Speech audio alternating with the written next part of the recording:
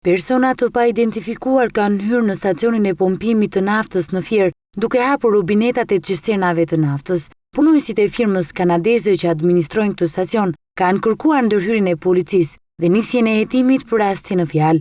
Në pak orë distancë nga kjo ngjarje, 10 banorë të komunës Zharros protestuan kundër firmës kanadeze të naftës, sepse pretendojnë se shpërthimet nën-toksore u kanë shkaktuar shqetësim dhe dëme materiale në banesat e tyre. Në formë revolte, banorët kanë bllokuar aksin nacional Fier Berat dhe më pas janë drejtuar cisternave të kompanisë dhe kanë derdhur naftë. Ka qenë një veprim që vallai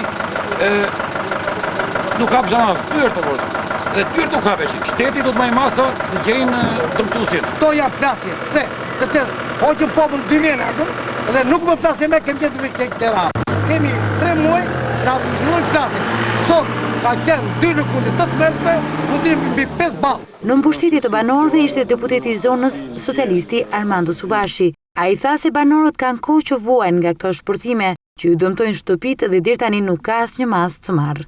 Mos mjaftonte papunësia dhe nxjerrja në rrugë gjithë këtyre familjeve në proceset korruptive që po i bëjnë Alpetrolit së fundit, ta duhet kenë mbi kurrizin e tyre edhe shpërthimet që ndodhin në 3 e 4 mëngjesit, të cilat ndodhin pikërisht në ato orë, sepse mendohet që në ato orë mund të jenë më pak të ndjeshme për këta banorë, por në fakt është e kundërta.